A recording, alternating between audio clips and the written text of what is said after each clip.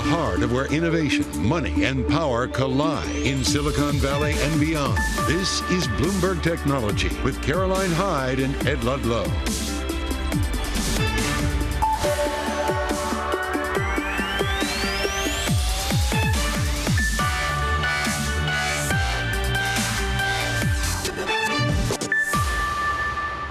Live from London and San Francisco, this is Bloomberg Technology. Coming up, ASML's CEO on how the US-China relationship could shape the chip industry. The future of SEC oversight will be joined live by Chair Gary Gensler. And SAP shares soar to a new record thanks to AI driving cloud revenue. We have that and many more earnings for you, but first, let's just check in on these markets. We shine a light on the Nasdaq, which is currently off by about 0.1%. The S&P 500 off for 2 straight days. That's the first back-to-back losses we've seen in 6 weeks. There's some caution about where the Federal Reserve goes from here. Does it continue to cut rates in the face of a resilient US economy, even as the IMF warns of a global slowdown, Ed? But we see tech just off a little bit. What's risk sentiment like for some of the names you're watching? Yeah, interesting. Our probably top story is ASML, the Dutch producer of chip-making equipment. We're about to get right to a critical interview with the CEO. But the shares are worth looking at because at the high of the session in Europe, they were up more than 3%. They've pared that gain to 1%. But it's worth noting we're down still more than 15% since that kind of fateful early release of earnings that we covered so deeply last week. Intense focus on this name in the context of AI and what's happening with chip investment around the world. Bring us the details, Caro. Yeah, let's get to the ASML CEO, Christophe Fouquet, who spoke this morning at the Bloomberg Tech Summit with our own Tom Giles. It was right here in London. He discussed the future of the chip industry more broadly, in China in particular, the future revenues there, and the impact of US regulation. Just take a listen. The focus of China is on mainstream semiconductor. The demand for that has boomed in 2021-22. As a result, the demand we had in China in 2021-22 has boomed as well. And 21-22 was the time, if you recall, where the demand was extremely high and ASML was struggling to deliver tools to everyone. Therefore, we couldn't deliver a large part of the demand in China. Backlog in China grew. 2023, the rest of the market softened. We got tools we could ship to China. Same in 2024. So the level of business we had with China in 23-24 was more of a result of the non-deliver capacity in 22-21 than anything else. And we've always explained that, you know, our quarter at 50% of the business in China, almost 50%, this was not normal. This was a peak resulting from basically a lack of delivery before. Right. The normal business in China is around 20-25%. Right. And that's the normal demand related to mainstream semiconductor. And I think we're going to go back to those numbers over time. But there is something artificial about the way we think about China as a purchaser of equipment like ASML's, in the sense that many countries around the world, the U.S. principally, have been exerting export controls on the country. Are those controls going to become even more stringent? For example, China is not able to buy your most advanced machines. Is it possible that those restrictions could extend to the DUV level, which is used for more mainstream products? Yeah, so if you go back to the root cause, or I would say the prime motivation of export control, it was to prevent China to have access to advanced technology. EUV is not in China. By not having EUV in China, we pretty much stop the ability of China to go beyond the 5, maybe 3 nanometer node. They may be able to do a few chips. You may see some of that in the press because, of course, everyone is watching very carefully. But fundamentally, by not having EUV, we have placed China, the regulation has placed China, I would say 10 to 15 years behind when it comes to advanced technology. We always talk about China. We usually forget to mention the fact that while those restrictions have applied on China on EUV, a lot of work has been done with other players in the industry, Intel, TSMC, Samsung, on the most advanced EUV technology, as we know it today, High, etc., etc. So there's been a lot of work done every single day to continue to widen, if you want, this technology gap. Based on your interaction with the Prime Minister of the Netherlands, with the Foreign Ministry, is it your expectation that the restrictions will become even more limiting on China's ability to purchase machinery like ASMLs? Well, if you look at the geopolitical landscape, I think it's clear that the United States will continue to apply pressure on their ally for more restriction. Now, the discussion we have with the Dutch Prime Minister, with, I would say, the European political leader, because at the end of the day, we are a European technology champion company, right? So yes. These are the people we have this discussion with. And the question is, what is right for the Netherlands? What is right for Europe? And as a result, what is right for ASML? So what restriction makes sense when it comes to national security, which has been the prime argument, and where does it stop, right? Because, like I say, a lot of the focus in China today is on mainstream semiconductor. And this is very different from, AI. So that's the discussion we have. I think the pressure will continue to be there because, if you look at the landscape, that's what it is. But I think that the discussion will get more sophisticated over time. The stake will become higher. That was ASML CEO Christophe Fouquet earlier today at the Bloomberg Tech Summit in London. Let's discuss this a bit more. Ayako Yoshioka is Portfolio Consulting Director at Wealth Enhancement Group. I took a quick glance down at my Bloomberg terminal. I think you guys have a small exposure to the ADRs of ASML. But listening to that intense conversation, the themes are clear, right? Will there be more export controls from the US to China when it relates to the lead edge of chips? Will there be increased tensions in the supply chain? When you listen to that interview, how do you think about a name like ASML? Good morning. Good morning, Ed. When we think about just the overall semiconductor chip equipment industry, I think one of the key things that the CEO of ASML focus on is the mainstream versus AI. We are seeing that growth on the AI side. We like names like Lam Research as well, which has, some etching tools for DRAM, which is used a little bit more on the AI side. So, one area is growing a lot more. I think the mainstream side is trying to normalize a little bit, especially with everything that's going on in China. And you just have to find a balance between the two as we look at what the chip industry is going to look like going forward. Looking at it going forward, do you have any view that it'll change post-November the 5th, 6th, when we have a different outcome from an election, and post-January when we have a different administration in the US? It's definitely something that we and our clients talk about a lot in terms of what are the potential regulatory issues, as well as what are the policies that might get put in place, whether it's tariffs and whatnot. And it can change things going forward, but we have to wait and see what the actual details will be once we know who's in office and what types of policies they're going to be able to get passed, just also depending on the composition of Congress. What has been so abundantly clear is that there is the AI perspective of chips, and then there's everything else. And from your perspective, is it investable in the everything else at the moment when we are still seeing inventory weigh so heavily, whether it's the auto exposure, whether it's consumer exposure? So in the near term, I think it's a little bit tougher. In the near term, we are seeing an oversupply of autos, and some of the industrials are still sort of struggling. So end market wise, it's not as great as it was back in 2020 or 2021. But I think going forward, as rates come down and as we see the economy continue to stay strong, I think you can see a lot of that continuing to grow over the long term.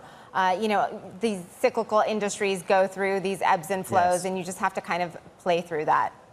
So that's why Caroline's question is so interesting, the conversation's so interesting. They are historically cyclical industries, and forget sort of the equity market portion of this. The impact of the CHIPS Act, what's happening in Europe, all the money and capex commitment. Is there a risk that it's overdone, overinvested? So I think the big risk is that some of these hyperscalers do pause and take a little bit of their foot off the pedal when it comes to overall CapEx investing on the AI side, because then you have the cyclical low on the mainstream side and a pause potentially on the AI side. So that would be the biggest concern. But I think when you look at it in a 3 to 5 year outlook, it will all sort of equal out and provide growth on both sides. You know what we don't talk as much about sometimes, Ayako, is the technology bit. I'm pretty sure that Monsieur Fouquet would say that ASML is at the absolute cutting edge of extreme ultraviolet lithography. And I bring that up because he'd probably also say that there is no company in China that could do what they do. So in all of this, all the risk and the chaos and the politics, is that not something worth considering if you're an investor in the technology sector? Absolutely. And, these chip equipment makers are down substantially from their highs. And so I believe that they are providing, at least their stocks are, providing an opportunity to get in for investors. And the near term might not, be as rewarding as you might think right away. But I think over the long term, you can see that benefit of these chip makers. There are not a lot of them out there. There's only a few of them that can do what they do from a technological standpoint.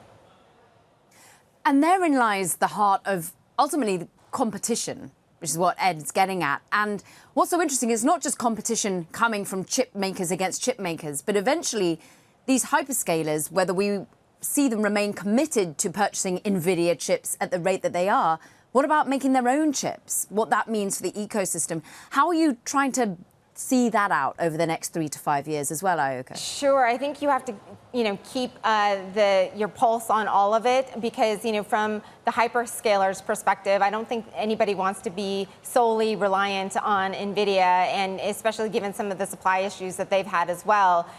So, it's something that we continue to monitor on a quarter by quarter basis and do our research on. On your research, the invitations for CES have started going out this week.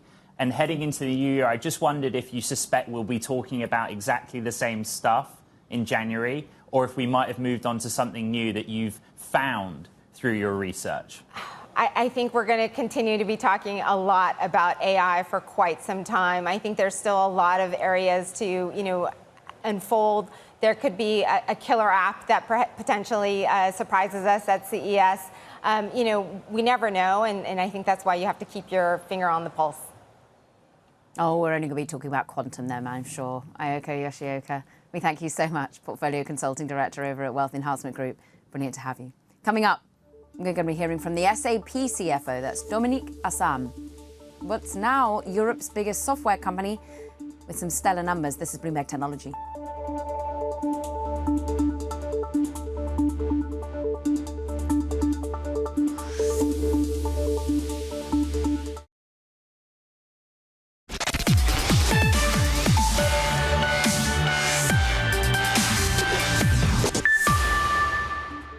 SAP shares jumping to a record after the company announced a 25% increase in cloud revenue over the year. The company's CFO, Dominique Assam, spoke with Bloomberg earlier. Take a listen. We had actually, if you adjust for currency fluctuation, constant currency, cloud revenue growth of 27%, and by now have actually more cloud revenues in our total revenue base than any other source of revenue. So we can say after 4 years of heavy transformation towards the cloud, our strategy is paying off handsomely. If you look at the composition where that comes from, 84% of that cloud revenue is generated by what we call Cloud ERP Suite, which is the core cloud offering of SAP. That has actually growing 36% in constant currency terms. And that's the 11th quarter where that growth has exceeded the 30% growth mark. So that's really the core engine powering our growth. And what is even better, our so-called CCB, current cloud backlog, which is the 12 months ahead committed subscription revenue, is roaring at 29%. So there's also good visibility on the growth lying ahead. When it comes to the market cap, look, the stock is up about 50%, a little over 50% year to date. So you can take something of a victory lap on that front. The market cap is up about 100 billion US or 100 billion euros since this time last year. It means that on your listing, you're bumping up against that 15% cap. Is Germany still a good place to be listed? That is a bit of a challenge for you at this point, is it not? Well, you're right. We would like to see that kind of 15% cap disappear because it constrains a little bit the demand in Germany. But we are really focusing on the large pools of capital available in the United States. There's still a lot of runway, a lot of room for us to grow and attract new investors. We would like not to exit Germany, but to the contrary, attract capital into Germany. And on that front, I have to agree the 15% cap in the DAX is not very helpful. There's other regulation in Europe, for instance, on so-called UCITS funds, which are actively managed. Many of them are actively managed, which are also a little bit constraining. And we are currently trying to convince those who run these indices, those in charge of legislation, to reconsider that cap. There was SAP CFO Dominique Assam earlier on Bloomberg. Also speaking today, ARM CEO René Haas, who says he's open to a secondary listing. Listen to this. We listed in New York over a year ago, and at that time, our comments were we would look at a secondary listing. We're still open to it. It's not something that's top of mind right now, quite candidly, but we'll continue to have discussions with both stakeholders in the government and the local exchange. Another conversation we had was with tech investment giant Prosus. The CEO, Fabrizio Bluisi, we talked about the current roadblocks facing adopting generative AI and where he will continue to invest in the technology. Here's just part of our conversation. The leaders has to stop being the guy that say, or the woman that say, I'm going to invest $1 billion or $100 million, and be the person that leads using. Spend time understanding what is the technology, spend time understanding that we are just starting, there is so much development ahead. They should lead, they should show how they use AI to be more productive, to distribute more, and the company will follow. Actually, the younger people, they don't even understand why we're having this discussion. They use ChatGPT or other things every day or week to study more. So leaders lead, showing what is a good usage of AI instead of just writing emails about how much you are investing on that. You're going to invest in any more generative AI companies? We are going to invest a lot. Prosus has a very big investment capacity, and we want to help the all emerging market and growth markets to lead this new revolution happening right now. We can't afford to be out of that. Prosus and Naspers CEO Fabrizio Bluisi there, of course, biggest holder of Tencent as a stockholder, but have so many investments, Ed, across the emerging markets. So really a conversation about how in Africa, South Africa, how also in Poland they're adopting generative AI. In fact, they say, look, they're cutting costs by some 30% thanks to the implementation. Yep. Also exposure in not just Tencent, but other parts, India, Southeast Asia. And he's a CEO to watch. Why? Moonshot package. Worth tracking his progress. Another story that we're watching here on Bloomberg Technology, Chipotle rolling out an artificial intelligence assistant aimed at improving efficiency. It's called Avocado and will cover many administrative tasks in the recruiting process. The chain hopes it will cut the time it takes to hire workers by as much as 75%. It will be powered by conversational AI from tech firm Paradox. All right, coming up on the show, Meta fights back against fake celebrity scams. More on the latest tool being deployed to spot imposters. This is Bloomberg Technology.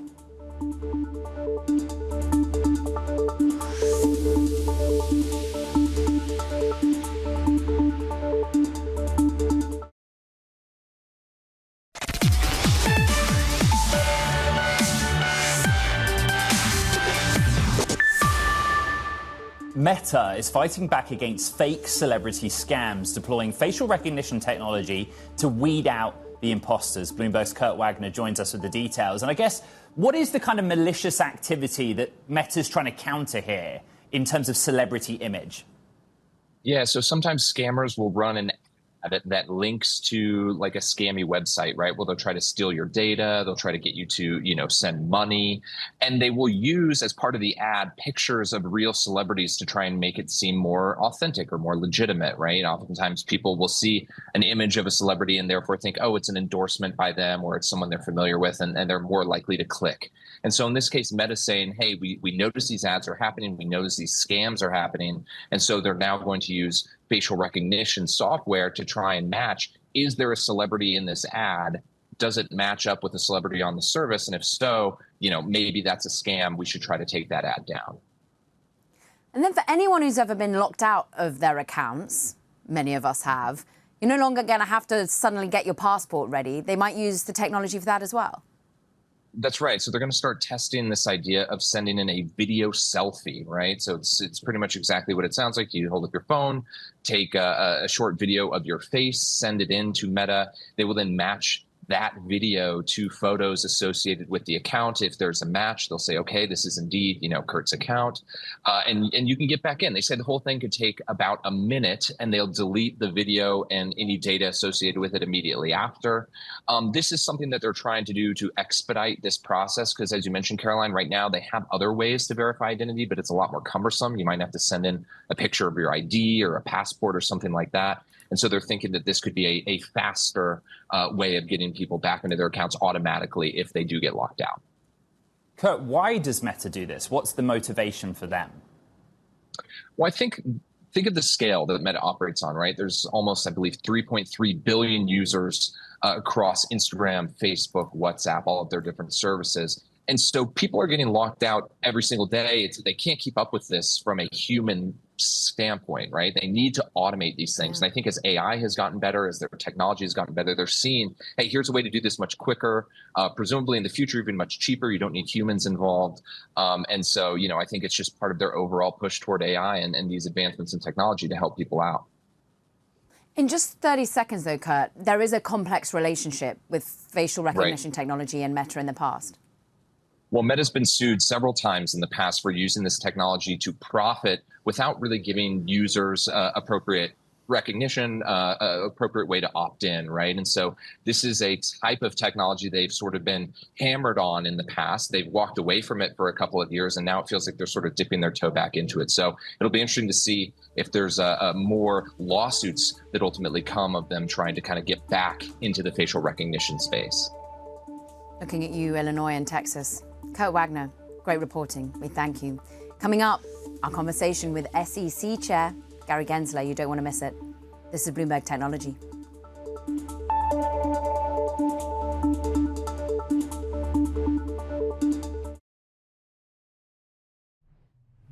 We want to welcome our Bloomberg radio and television audience right now to a special conversation with US SEC Chair Gary Gensler. And Mr. Gensler, the SEC clearly looking closer at the use of AI tools in finance. We know that from the agency's latest exam priorities.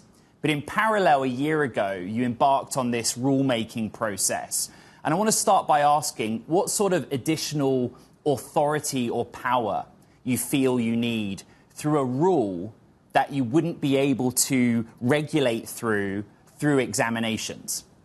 So let me say this. I think that the use of artificial intelligence, which has been around for at least 10 years, has taken on, and it's an important transformative part of our economy. Every bit as transformative as the internet, probably more.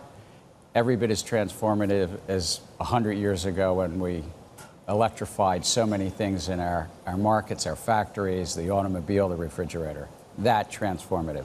In finance, it's being used today by many brokerage apps and investment advisors when they're selling to the public. Just as when we're looking at movie apps that have figured out long ago that I'm a rom-com type of guy and want to watch those movies. And so it's to ensure that in the algorithm, in the actual math of the algorithm, that they ensure that they put the public's interest, their customers' interest, ahead of the investment advisor and broker-dealer. That's it in a nutshell. In a nutshell, do you think that there's financial systemic risk still looming large because of adoption of AI and AI models ultimately being too similar from one brokerage to the next? I do think so. I said I like rom-coms, so I'll go with that wonderful movie Her, when Scarlett Johansson, played this virtual assistant. When she went offline late in the movie, 8,316 folks were brokenhearted. We could see that in finance. There's right now 2 or 3 large cloud providers that are backing some of the biggest investments in what's called generative AI. As the financial sector more and more relies on those big base models, it is not only possible but likely that some financial crisis in the future is that everybody's relying on it. And whether it's like Scarlett Johansson going offline, or if Scarlett Johansson of the future, I'm talking about the AI model, is hurting and taking the capital markets off of some, various cliff. And I think that's a hard project to solve because of the dominance of a few base models likely in the future. Do, therefore, more clear rules need to be envisaged here? Is examination the tool of choice? So I'm separating out. There's important investor protection issues directly about the conflicts, and I think we can do that and proceed forward. I've asked staff for recommendations on a reproposal of that rule. I think a second area we didn't talk about is fraud. Fraud is fraud. If you use the algorithm or the AI model to defraud the public, it's still fraud. But I think that that's going to play out not only for us, but in other agencies around the country, the Federal Trade Commission and elsewhere. But on these systemic issues, I think it's a tough challenge that global regulators need to come together. And how do we protect against what is likely to be a very concentrated, interconnected system that's relying, like I say, 8,316 relying on Scarlett Johansson for their love was one thing in a fictional movie, but what do we do here? If you're just joining us on Bloomberg Television and Radio, we're speaking with the SEC Chair, Gary Gensler. And Mr. Gensler, you're also busy in parallel with the crypto industry. I think there's consensus on the eve of an election that all of those parties involved and responsible want to hammer out some sort of new jurisdictional framework for crypto regulators to make some progress on settling oversight of that industry. Can you talk to us about the work you're doing there and if you're making any progress in that field? Look, there's nothing incompatible about the ledger technology. It's just this Halloween, it will be 16 years since Satoshi Nakamoto wrote that white paper. So happy Sweet 16 in a week. There's nothing incompatible about a ledger technology, a decentralized ledger technology, and the securities laws. And it's important that in the securities markets, that investors get to decide on their investments, but they get the proper disclosure, that we guard against conflicts of interest and the like. And we're going to continue to do that at the Securities and Exchange Commission. If a market's ever going to have trust, it also needs to come into compliance. And a lot of this field, and we've seen the challenges in this field where a lot of people have lost money. Regular investors have lost money in a field that's not providing the fundamental disclosure about their projects, about these investment contracts and these schemes. And that it's a field that has a lot of conflicts in the middle of it. Something interesting has been happening over the last year where you've been focusing on policy and regulation. In the Fifth Circuit Court of Appeals, there have been many suits filed in what is a kind of business-friendly court. How do you have to respond to that and adjust the policy side in response to the litigation side, Mr. Gensler? No, I think, Ed, it's a really good question. We do everything we do within the law and how the courts interpret the law. If the courts interpret it differently, we adjust. That's what we do. It's part of our great democracy. But I do think that we're focused every day on how we drive lower cost in the system. That's why we did equity market reform. I would note unanimously through our 5-member commission It's why we've worked so hard on the Treasury markets, this $28 trillion market at the base of our capital markets, and driving lower cost, which is called efficiency, and lower risk, which is called resiliency, in these really consequential, significant markets. Just for a moment, reminding our TV and radio audience, we are in a conversation with SEC Chair Gary Gensler. And just to stick with the crypto aspect for a moment more, there is, though, this ongoing narrative that you haven't changed that much, you haven't adjusted much in terms of it is regulation via enforcement. Will that change ultimately? Well, so, do you see laws coming to bear from Congress rather than you having to enforce to regulate?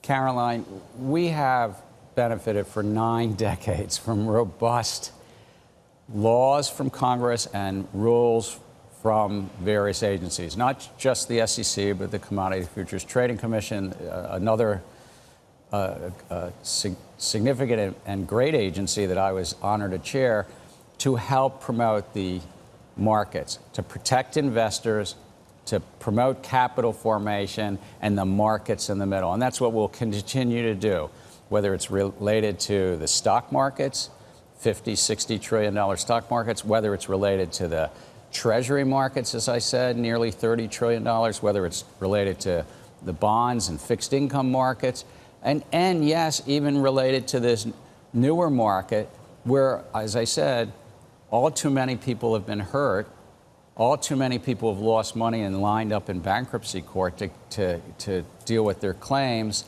And fundamentally, what President Roosevelt laid out and has been looked at over the years, Congress could adjust, but at the fundamental, it's about disclosure to the public so the public can decide, and then guarding the public against the conflicts and the fraud and things that happen in the capital markets that are unregulated. We saw that happen in the 1920s. None of us were alive, but you can read about it.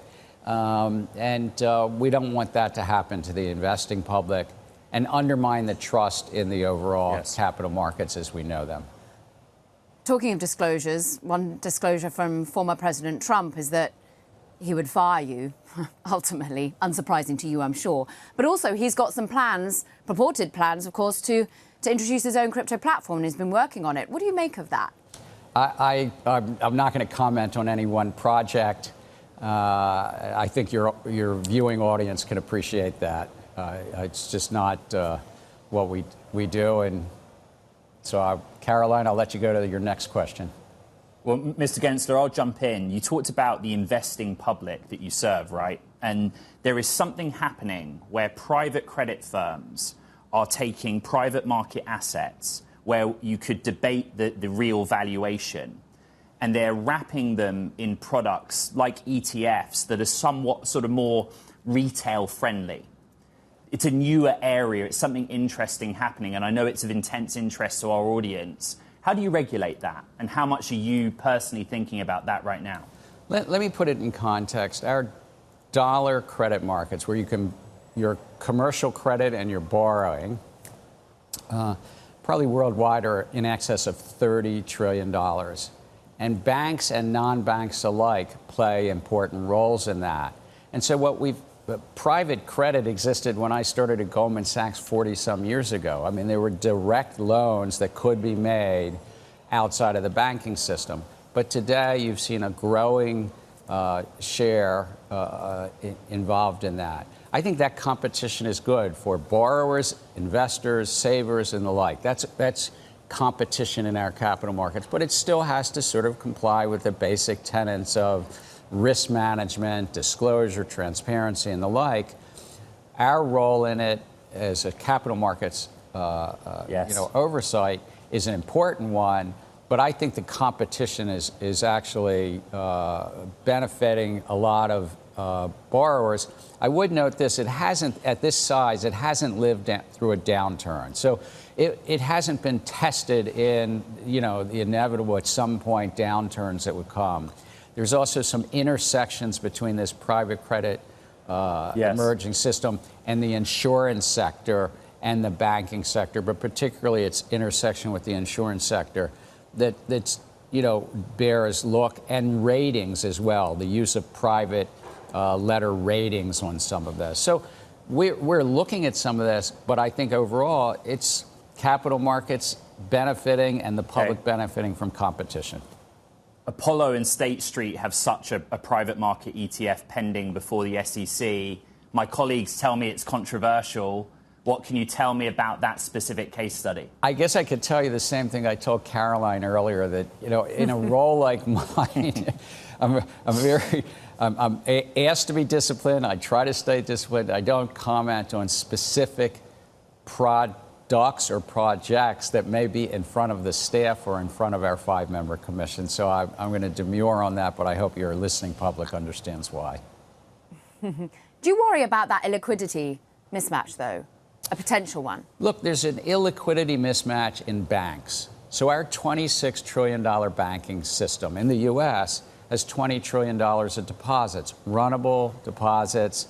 Of course, a lot of them are insured, but a lot of them are uninsured. And so banks themselves transform liquidity, transform what's called maturity or duration. And then you think about it in the non-bank sector. You have, frankly, a better match of maturity of the liability side of a private fund and the assets they hold. So it's not without risk, but it might be in a part of the market that can better bear that illiquidity risk. It's really interesting how you've got this as a line of sight, but also everything we've just articulated.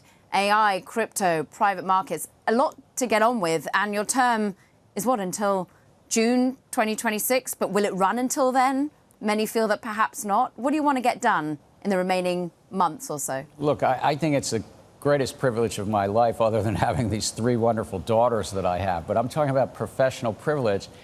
And so every day I come into work and think with my colleagues and fellow commissioners, how do we get things done for the investing public and the issuing public, that the markets in the middle work for them, not that the issuers and the investors are working for the intermediaries and the markets in the middle, but the markets work for them. So that's like lowering costs through competition, transparency, and the like, and access to the markets. And then resiliency, trying to use like central clearing and so forth, the backside and the plumbing. So we laid out an agenda of 50 or 55 projects 3.5 years ago. We've actually gotten across the line, proposed and adopted 43 of those. You can do the math. The other projects, a number of them, I've asked staff we consider possible reproposals, but we're still working on some rules around market structure of the Treasury market, some rules around central clearing and segregation of funds and the like. But we're going to continue to move forward, and elections have consequences. That's a great thing of our democracy. They do. SEC Chair Gary Gensler, we'll let you return to some rom-coms. Thank you so much for being with us. Coming up, we're going to talk a little bit more about where we just were, crypto. Elise Killeen, founder and managing partner of Stillmark, joins us next. This is Bloomberg Technology.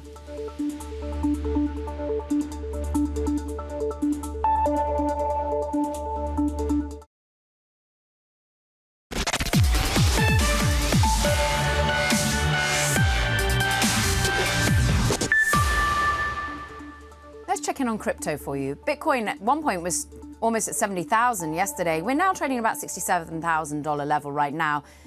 We're looking at ETF inflows, of course, the resurgence there, more than $2 billion in the recent week or so.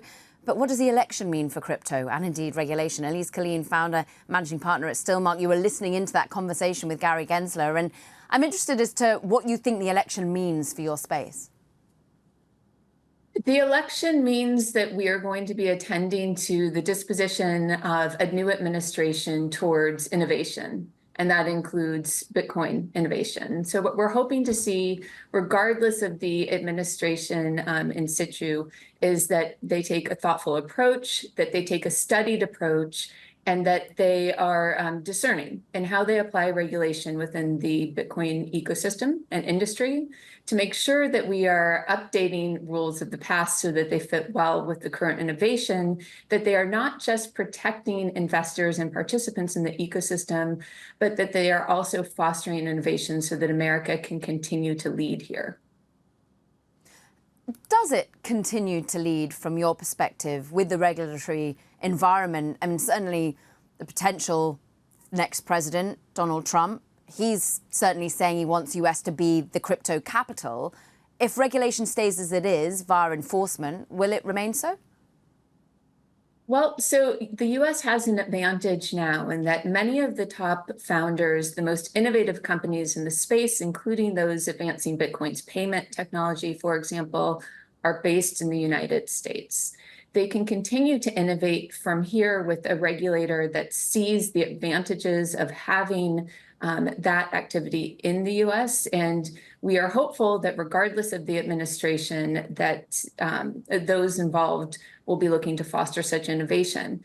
I also want to note that, of course, Bitcoin innovation is not happening in a silo. It's relevant to other industries that are of national relevance, such as the transition to renewable energy, the explosion of interest and opportunity in generative AI and LLMs. Bitcoin's relevance to that brings more attention to Bitcoin technologies itself, and regulators will hopefully respond to take themselves a studied approach to the Bitcoin space. What we could have asked SEC Chair Gensler a few moments ago, at least, though I suspect he would have declined to answer, was his understanding of the relative policy platforms of Vice President Harris and former President Trump when it comes to crypto and the fundamental differences between them. We won't get that answer. But do you have that kind of clear understanding of what either outcome might mean from a policy perspective? I'm quite happy that both candidates are paying attention to participants in the ecosystem. They both have advanced policy agendas and let us know that they're paying attention to the space.